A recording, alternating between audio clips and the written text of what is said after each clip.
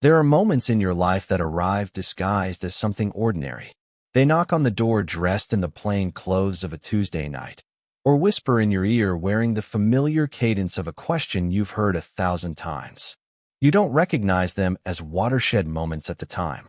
You only feel the shift later, in the quiet aftermath, when you trace the fault lines back to that single, unremarkable instant and realize it was the precise point where the entire landscape of your world began to tilt on its axis. For me, that moment wasn't a cataclysm. It was the soft click of my bedroom door latching shut, a sound I had never heard before, a sound that transformed my room from a sanctuary into a shared territory, a space with new rules I didn't yet understand. It was the moment the sheriff, in his quiet, unassuming way, stepped into the car with me and then gently, deliberately, closed the door behind us both, leaving us sealed inside the unfolding narrative he had just initiated. To understand the weight of that door, the sheer physics of that small metallic click, you have to understand the architecture of our friendship. Julian and I had orbited each other for years, two celestial bodies held in a stable, predictable pattern by the gravity of a deep and unwavering platonic bond. We met in college, on the swim team. He was the star, the anchor for every relay, a creature of raw power and fluid grace who seemed to have been sculpted from water itself. His laughter was loud and open, echoing off the tiled walls of the natatorium, a stark contrast to the churning silence of the pool. I was on the periphery, a distant swimmer, more comfortable with the solitary rhythm of long, monotonous sets than the explosive chaos of the sprints. My true passion wasn't in the water, but beside it. I was a photographer, and the swim team was my ongoing project. I was fascinated by the interplay of light on the water's surface, the tension in a swimmer's muscles just before the starting buzzer, the exhausted camaraderie in the locker room afterwards. Julian, for all his golden boy radiance, was the first to see what I was actually doing. The others saw me as the quiet guy with the camera, a harmless archivist of their glory. But one afternoon, as I was reviewing shots on my camera's small screen, he came and sat beside me on the hard bleachers, dripping water onto the concrete floor. He didn't speak for a long time, just watched the images flick by. I remember the smell of chlorine rising from his skin, a scent I would come to associate with a very specific kind of safety. He pointed to a photo I'd taken of another swimmer, a black and white shot from underwater that captured the strange, beautiful distortion of a body pushing against the resistance of the liquid world. It made the swimmer look both powerful and profoundly alone. "You don't take pictures of people swimming," he said, his voice softer than I was used to hearing it. "You take pictures of what it feels like." That was it. That was the beginning. It was a simple observation, but it was the most profound act of being seen I had ever experienced. He hadn't just looked at my photos, he had read them. From that day forward, the gravitational pull between us intensified. Our friendship became a thing of substance, built in the quiet hours after practice, over cheap diner coffee, and during late-night study sessions in the campus library, where our whispered conversations were more about our fears for the future than the textbooks open in front of us. I learned the geography of his moods, the subtle tells that betrayed the easy confidence he projected. I saw the flicker of anxiety in his eyes before a big meet, the exhaustion he tried to hide behind a joke after a grueling week of midterms. And he, in turn, seemed to understand my need for silence, my tendency to observe rather than participate. He never pushed me to be more outgoing, never made me feel like my quiet nature was a deficiency. He simply made space for it, for me, to exist alongside his own brilliant energy. When we graduated, the idea of getting an apartment together felt less like a choice and more like a natural continuation of a conversation we were already having. It was practical, of course. The city was expensive, and we were both starting out, him as a consultant for a demanding tech firm, a job that translated his athletic discipline into corporate strategy, and me as a freelance photographer, piecing together a living from portraits, events, and the occasional sale of my personal art. But for me, the practicality was a convenient excuse. It was a way to keep him in my orbit, a way to avoid the inevitable dimming of a friendship that would come with distance and separate lives. It was also, I knew even then, a form of self-inflicted torture. Because somewhere in the quiet spaces of our friendship, in the shared silences and easy intimacy, I had fallen in love with him. It wasn't a sudden or dramatic event. It was a slow-developing photograph, an image emerging gradually in the chemical bath of daily proximity. It was watching him cook dinner in our small kitchen, humming off-key to some song on the radio, his brow furrowed in concentration as he chopped vegetables. It was the way he'd throw his head back when he laughed, a completely unself-conscious expression of pure joy. It was the time I found him asleep on the couch, his face softened and vulnerable in the dim light of the television, a textbook on corporate finance resting on his chest. In that moment, the platonic affection I held for him clarified into something sharper, something with an ache in it. It was a dangerous, secret thing, a fragile glass sculpture I kept hidden in the deepest room of my heart. I knew that to reveal it would be to risk shattering not just the sculpture, but the entire foundation of our friendship, the most stable and important structure in my life. So I became a master of emotional architecture, building walls and false corridors within myself to keep him from ever stumbling upon that hidden room. Our apartment was our shared space, but my inner world was a fortress. For 2 years, this equilibrium held. He dated, most notably a woman named Sarah, for about a year. She was nice, smart, and ambitious, a good match for his energy. I liked her genuinely, and I learned to perform my role as the supportive best friend, the quiet roommate. I listened when he talked about their relationship, offered advice when he asked for it, and politely excused myself when she stayed over, retreating to my room and the quiet company of my editing software. Each time, I felt a familiar, dull pang, the gentle thud of a desire hitting a wall it could not breach. But it was a manageable pain, a cost I was willing to pay for the simple privilege of his daily presence in my life. I had his friendship, and I had convinced myself that it had to be enough. I built my life around that assumption. I had my work, my quiet routines, and the steady, comforting rhythm of our shared domesticity. It was a life lived in a carefully maintained, beautifully constructed state of denial. And I thought it could last forever. The first tremor that threatened this structure came on a rainy Tuesday in October. Julian had been traveling for work, a week-long trip to the West Coast. I had enjoyed the solitude, the way the apartment seemed to expand and breathe without his restless energy filling it. I worked late in my makeshift darkroom, a converted walk-in closet, losing myself in the patient, magical process of bringing images to life. When I finally emerged, blinking in the dim light of the living room, it was past midnight. I saw his suitcase by the door and his trench coat slung over a chair, still damp from the rain. I smiled, a small, private sense of relief. The apartment felt right again. He was home. I found him in the kitchen, staring out the window at the rain-slicked street below. He wasn't moving. He was just standing there, a silhouette against the city lights, holding a mug of what I assumed was tea. The set of his shoulders was wrong. All the easy confidence was gone, replaced by a rigid stillness that spoke of immense strain. "Hey," I said softly, not wanting to startle him. "Welcome back. How was the trip?" He turned slowly, and in the dim light, I saw that his face was pale and drawn. His eyes looked hollowed out. He tried to smile, but it was a fragile, broken thing. "It was fine," he said, his voice rough. "Work was work." He looked down into his mug, then back at me. "Sarah and I broke up." He said it so simply, so devoid of drama, that it took me a second to process. They had been serious. There had been talk of moving in together, of the future.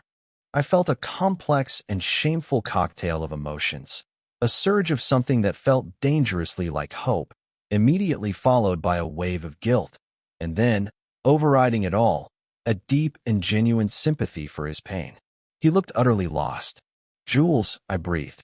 "I'm so sorry. What happened?" He shook his head, a small, tired gesture. "It's been coming for a while, I guess. The distance. The travel. We just want different things." He finally looked at me, and his eyes were glistening. "She said I'm emotionally unavailable." that I build walls, that I live with my best friend, and that's the most intimate relationship I actually have." He let out a short, bitter laugh. "Can you believe that?" I felt a cold dread snake through me. I didn't know what to say. Every possible response felt like a lie or a confession. So I did the only thing I could. I walked over to him, took the cold mug from his hand, set it on the counter, and just stood there, a silent offer of support. After a moment that stretched into an eternity, he sagged against me, resting his forehead on my shoulder. I could feel the tremors running through his body. I wrapped my arms around him, holding him as he quietly fell apart. It was the first time I had ever held him like that, not in a brief, back-patting hug, but in a way that was meant to absorb pain. I was his friend. This was my job. But as I stood there in our dark kitchen, holding my secretly beloved friend as he mourned the end of a relationship I had always quietly resented, I could feel the foundations of my carefully constructed world beginning to crack. The lines were blurring. The rules were changing. I was just trying to be a good friend, but my heart was hammering against my ribs, a treacherous and hopeful drumbeat in the quiet devastation of his loss. That night marked the beginning of the shift. The catalyst had been introduced, and the stable chemical compound of our friendship began to break down into something new and volatile. Julian didn't retreat into himself as I had expected. Instead, he seemed to crave presence, my presence, with a new and startling intensity. The apartment, which had always been a shared space, now felt like a container for his grief, and I was the only other person inside it with him. He talked for hours, circling the same points, dissecting his relationship with Sarah, questioning himself, his choices, his own emotional capacity. I listened, my role unchanging. I was the observer, the quiet harbor. But his neediness began to spill over the established boundaries of our friendship in small, almost imperceptible ways. It began with movies on the couch. We had always done this, but now it became a nightly ritual, a way to fill the silence he couldn't bear. He would pick the movie, usually something loud and distracting, an action film or a dumb comedy. We'd sit on our old, worn sofa, a respectable cushion's distance between us.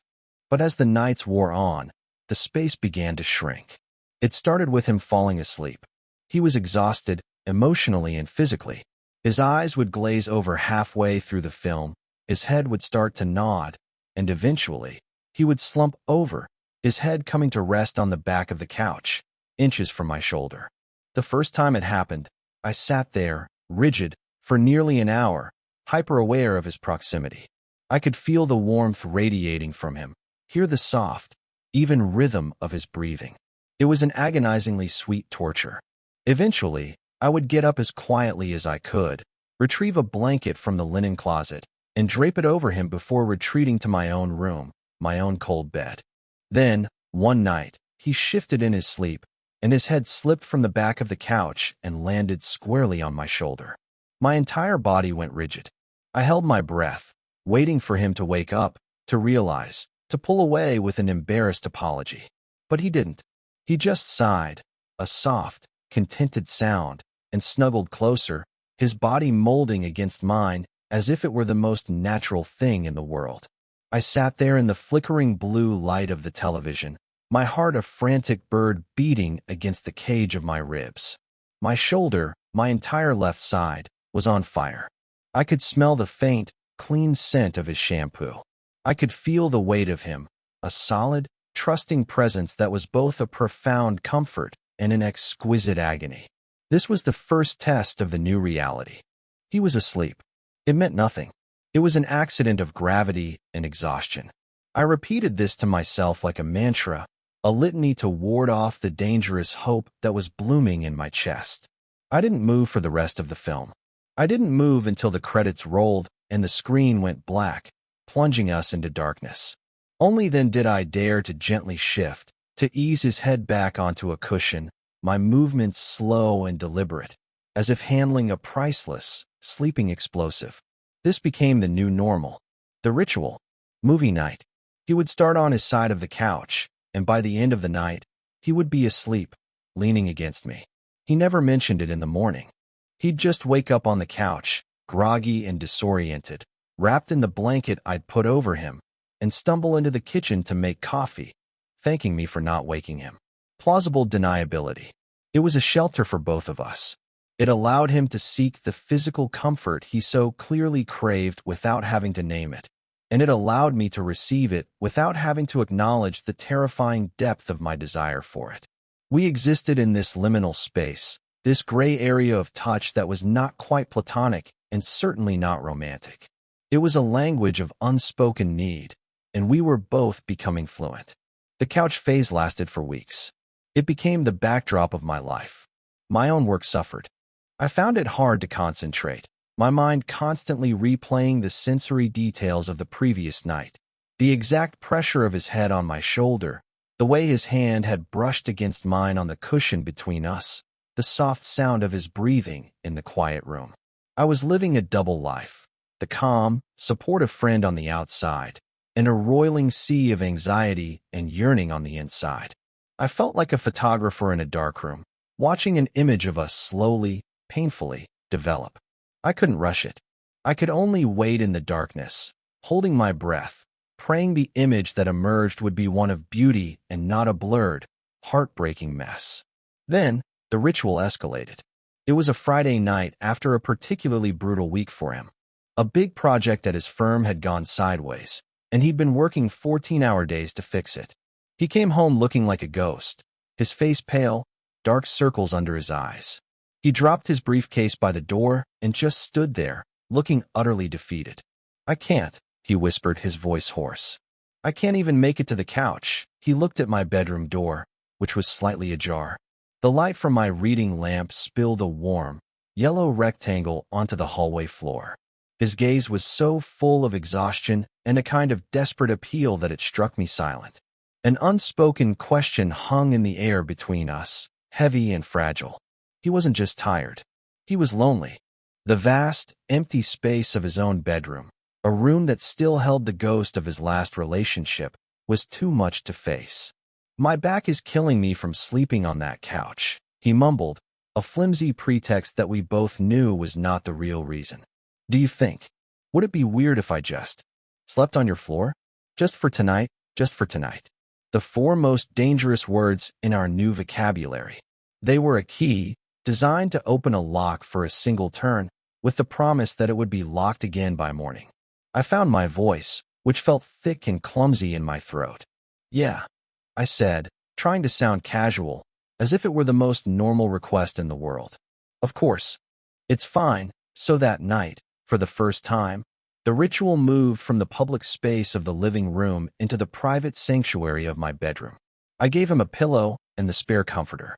He laid them out on the floor at the foot of my bed, a small, makeshift nest. I got into my own bed, my back to him, my body rigid with a new kind of tension. The room was dark, but I was aware of his presence in a way that was overwhelming.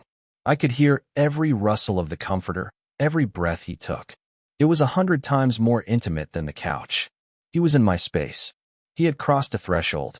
"Leo," his voice came from the darkness, soft and uncertain. "Yeah," I answered, my own voice barely a whisper. "Thanks," he said, "for not making it a big deal. There's nothing to make a big deal about." I lied, my heart pounding a frantic rhythm against my mattress. "Get some sleep, Jules, you too," he murmured. Sleep, of course, was impossible. I lay awake for hours, listening to the sound of his breathing, the quiet anchor in the stormy sea of my thoughts. He was on my floor. He had chosen to be here, in this room, with me. The walls of my fortress were being dismantled, brick by brick, not by a siege, but by a quiet, persistent guest who kept asking to be let inside. And I, the foolish, hopeful gatekeeper, kept leaving the door unlocked. The floor became the new couch. Just for tonight became just for this week. Until this project is done, the pretexts became thinner, the routine more entrenched. He was a consultant. His life was a series of temporary solutions, and I had become his most reliable one. One night, a few weeks into this new arrangement, a cold front moved in. The old radiator in my room clanked and hissed, but produced little real warmth. I was under my duvet, perfectly warm, but I heard him shivering on the floor, He was trying to be quiet about it, but I could hear the chattering of his teeth. After a few minutes of listening to his quiet misery, I couldn't stand it anymore. "Are you freezing?" I asked the darkness. A pause, then a shaky, whispered, "A little."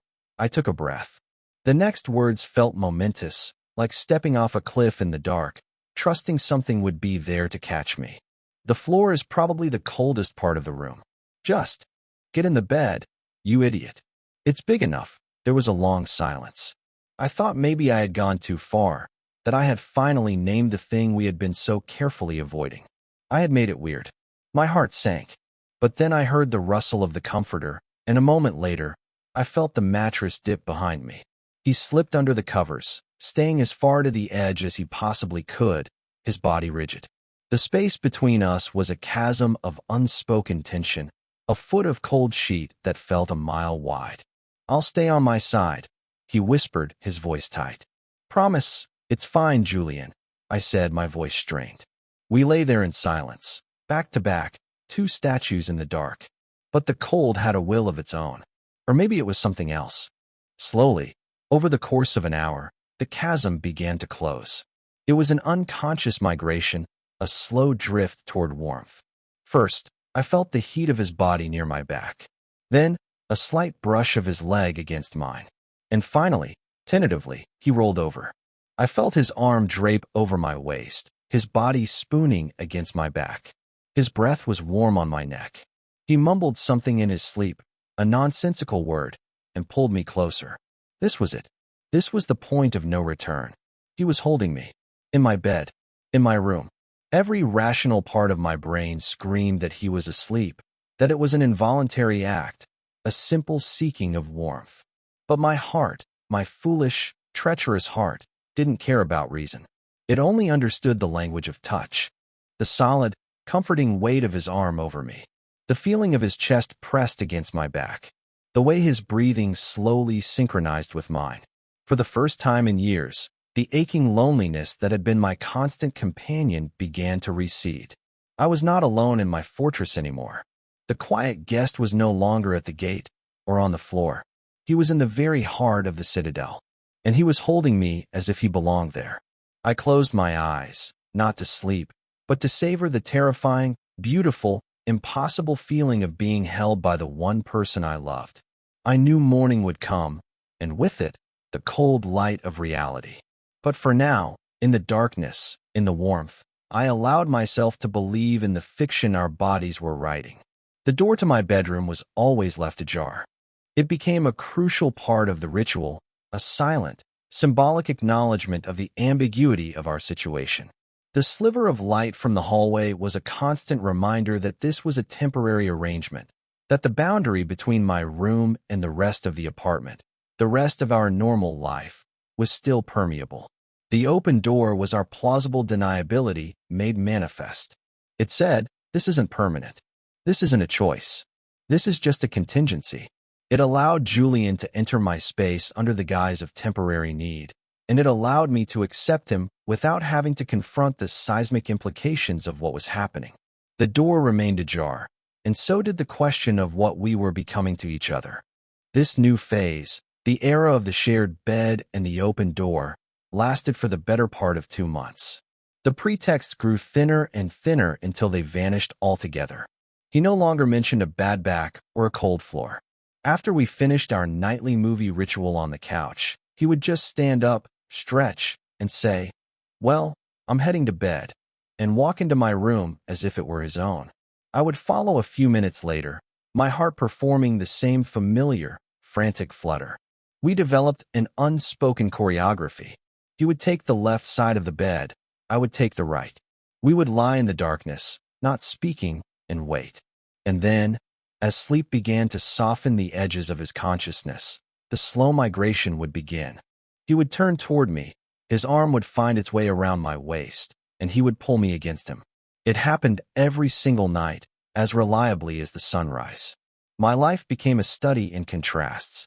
By day, we were roommates, friends.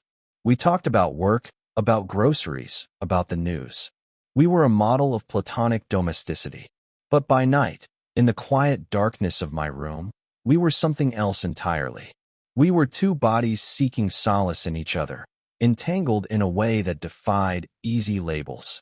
I existed in a state of perpetual, low-grade electrocution. Every moment was charged with a dizzying mixture of hope and terror. I became a scholar of his sleeping habits, of the subtle language of his unconscious touch. I knew the difference between the tight, anxious grip he had on me after a stressful day at work and the soft, loose way he held me when he was truly at peace. I learned the rhythm of his breathing, the soft sighs he made just before drifting into deep sleep.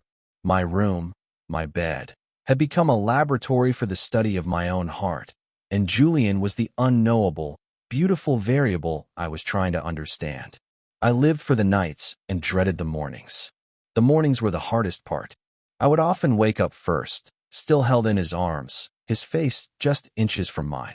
In the soft gray light of dawn, I could see the details I missed in the dark, the faint stubble on his jaw, the way his eyelashes rested against his cheek, the small scar above his eyebrow from a childhood accident he'd told me about once.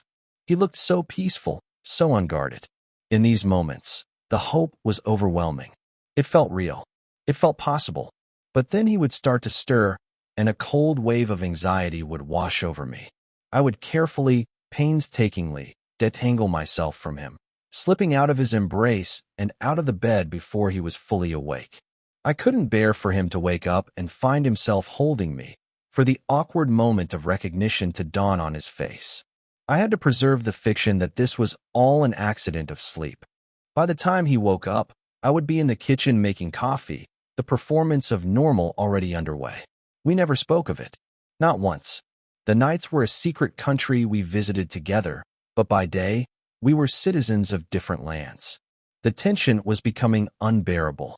It was like holding a single, high note for months on end, my emotional muscles screaming with the strain. I was exhausted from the constant analysis, the hope and the fear. I was a photographer who had spent too long in the darkroom, my eyes aching from staring at the developing image, no longer able to tell what was real and what was just a shadow, a trick of the light. Something had to break. The photograph had to either fully develop or be exposed to the light and ruined forever. The breaking point came on a quiet Saturday night. There was no external crisis, no bad day at work. We had spent the day in easy companionship, going for a long walk in the park, grabbing lunch, running errands. It felt normal, almost like a date, a thought I quickly pushed away. That evening, we watched a movie, but for the first time in a long time, he didn't fall asleep on the couch. He was quiet, but watchful. When the movie ended, we went to my room, following the familiar script of our nightly ritual. We got into bed, the chasm of cold sheet between us. The door was ajar, spilling its usual slice of light onto the floor. But tonight, something was different. The air was thick with a new kind of silence. It wasn't the sleepy, pre-slumber silence. It was an active, charged silence, full of unspoken words. We lay on our backs, staring at the ceiling, the space between us feeling more potent than ever. I could feel him not moving, not sleeping. He was as awake and aware as I was. Minutes stretched into an eternity. The usual slow migration didn't happen. The script had been abandoned. My heart was pounding. This was it. This was the moment the fiction would crumble. I braced myself for him to say it was weird, that he was going back to his own room, that this whole thing had to stop.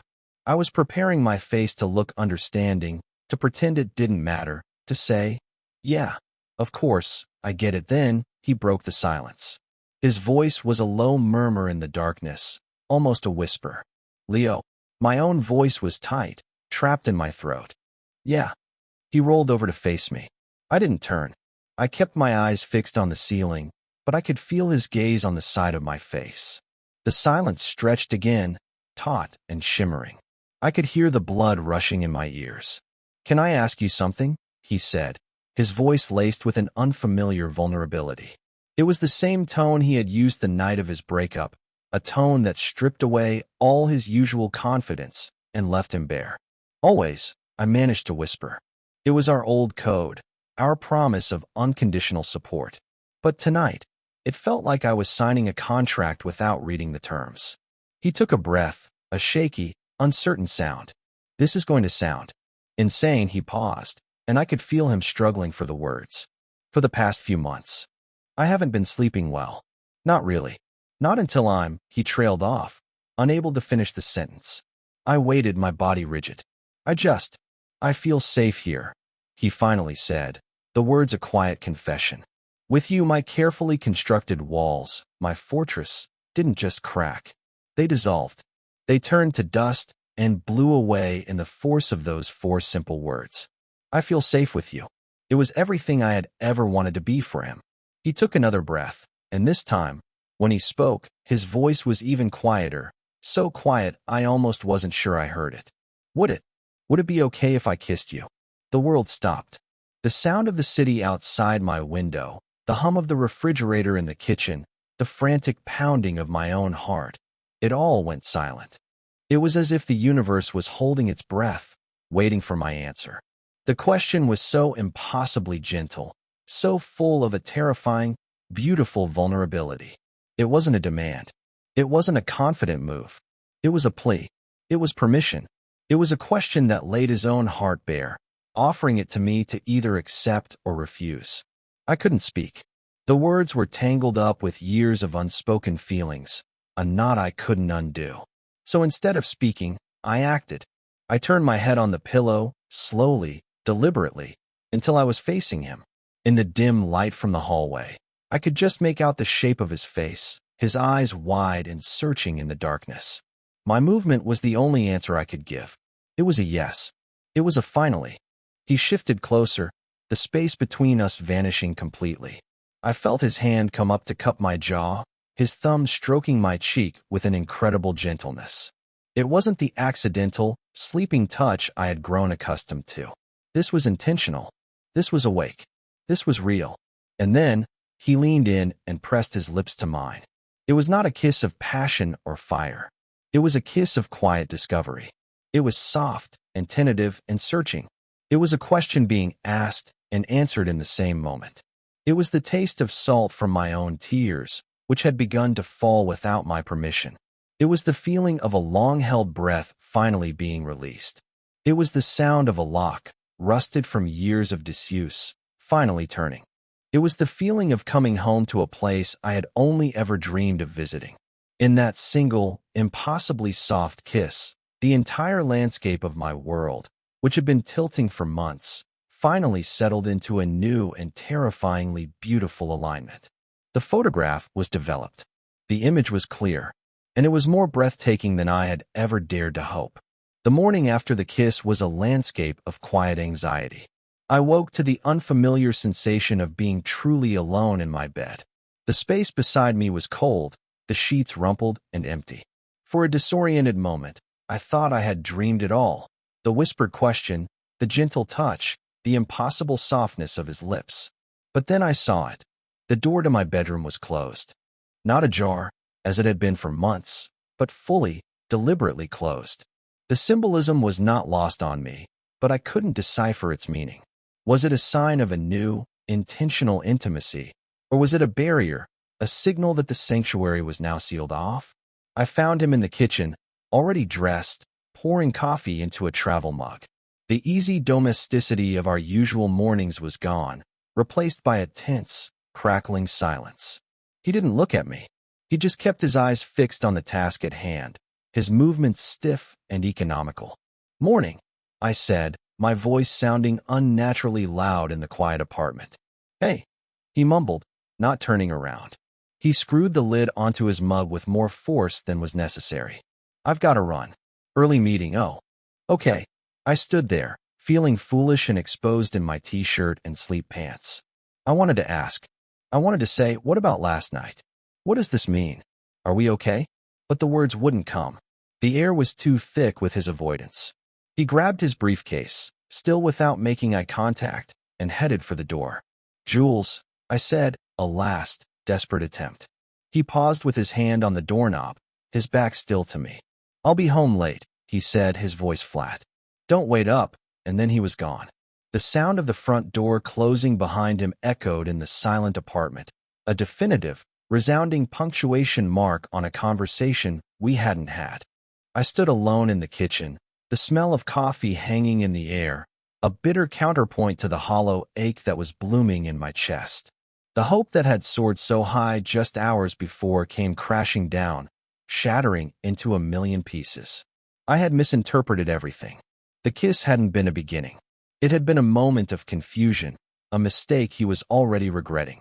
I was his safe harbor, his emotional utility, and last night, in a moment of weakness, he had used me for a different kind of comfort. The thought was a cold, cruel knife twisting in my gut. The days that followed were some of the worst of my life. The apartment, once my sanctuary, became a geography of loss. Every corner held a memory that now felt tainted. The couch was just a couch again, empty and vast. My bedroom door, which I now kept firmly closed, felt like a barricade. Julian became a ghost. He kept his word, coming home late and leaving early. We communicated through brief, impersonal text messages about bills or groceries. When we were in the same space, the silence was a physical presence, a heavy, suffocating blanket. He wouldn't meet my eyes. He seemed to shrink in on himself, the easy confidence I had always loved completely gone, replaced by a skittish, hunted look. My own internal world was a storm. I oscillated wildly between anger, hurt, and a desperate, pathetic hope. One moment, I would be furious at him for his cowardice, for taking something so vulnerable and beautiful and treating it like a shameful secret. The next, I would be consumed with self-loathing, convinced that I had pushed him, that I had read desire into a simple need for comfort, that I had ruined the most important friendship I had ever had.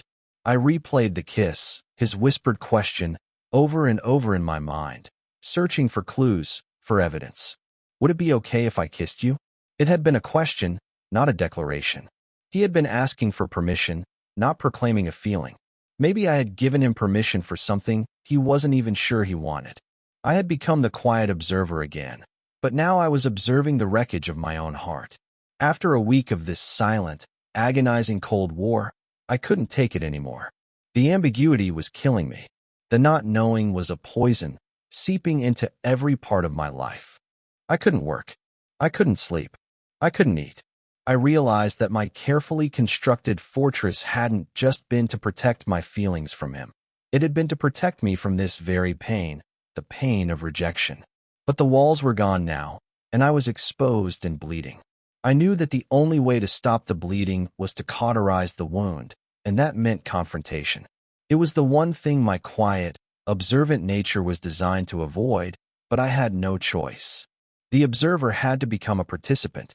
I had to demand an answer, even if it was the one I was most terrified to hear. I waited for him that night. I didn't turn on the television or retreat to my room. I sat on the couch in the dark, the same couch where this whole agonizing, beautiful ritual had begun. I waited for hours.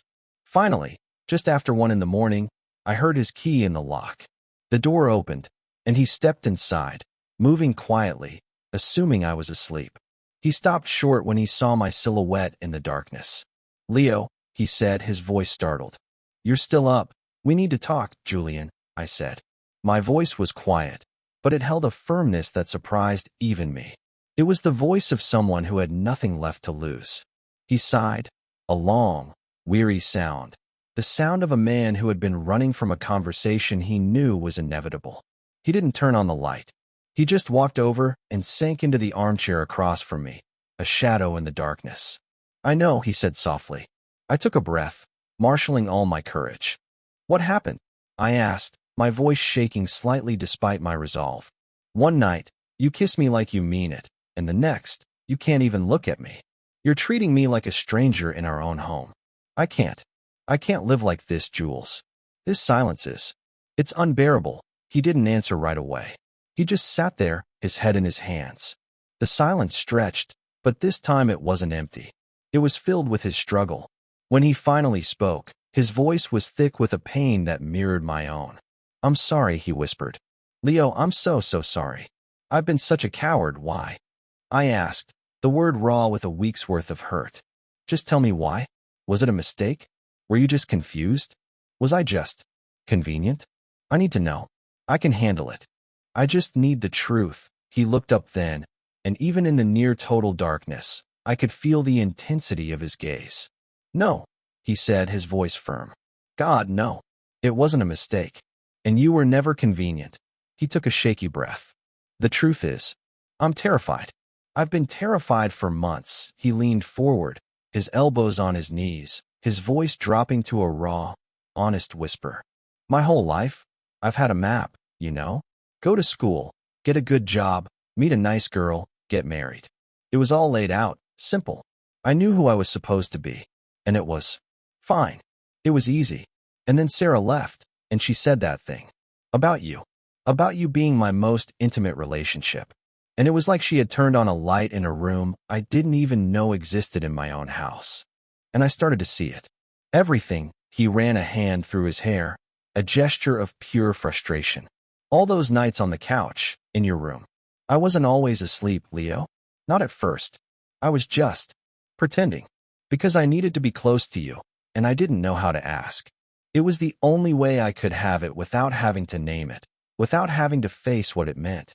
And then it became real. I would fall asleep holding you, and I've never slept like that in my entire life. Like I was finally home." He paused, his voice cracking. "That night, when I kissed you, that was the most real thing I think I've ever done. And it scared the hell out of me. Because it meant the map was wrong. It meant my whole life, the person I thought I was. It was all wrong. And I looked at you, and I felt something so big, so real. And all I could think was that I was going to break it. That I was going to ruin the most important thing in my life. You. Our friendship. I panicked. I thought if I could just put it back in the box, if I could just pretend it didn't happen, I could save us. But I just made it worse. I hurt you. And that's the one thing I never, ever wanted to do." He was crying now, quiet, choked sobs in the darkness. And in that moment, all my anger, all my hurt, it just dissolved, replaced by a wave of overwhelming empathy. He wasn't a coward because he didn't care. He was a coward because he cared too much. He was just as lost and terrified as I was. He was standing in the ruins of his own carefully constructed identity, and he was afraid. I got up from the couch and knelt on the floor in front of his chair. I took his hands in mine. They were cold and trembling. "Julian," I said softly, "look at me." He lifted his head, his face slick with tears in the dim light. "You didn't ruin anything," I said, my voice steady. "We're both scared. We're both standing in a place we've never been before. There is no map. We have to figure it out together." He just stared at me, his eyes searching mine. "But what if I'm no good at this?" he whispered. "What if I mess it all up?" I squeezed his hands. "Then you mess it up," I said, "and I'll be here, and we'll clean it up together. That's what we do. You don't have to be perfect. You just have to be honest. With me. And with yourself." He let out a long, shuddering breath, a sound of surrender. He leaned forward and rested his forehead against mine, our hands still clasped between us. We stayed like that for a long time, two lost people finding their bearings in each other. The silence returned, but this time it wasn't an absence. It was a presence. It was the quiet, fertile ground where something new could finally begin to grow. The confrontation I had dreaded had become a confession. The conflict had become a moment of profound, shared vulnerability. We were still in the dark, but for the first time, we were facing the same direction. The aftermath of that conversation was not a sudden, cinematic happily ever after. It was something quieter, more fragile, and infinitely more real. It was the beginning of a slow and deliberate healing process, a recalibration of our entire world. The confession in the dark had drained the poison from our shared space, but the wound was still tender. We had to learn a new language, one that didn't rely on pretexts or plausible deniability. We had to learn to speak our needs aloud. That night, after our talk, after the tears had dried, we didn't go to my bed. We just stayed in the living room. He eventually moved from the armchair to the couch, and I sat beside him. We didn't touch, not at first. We just sat in the comfortable silence, the way we used to, but it was different now.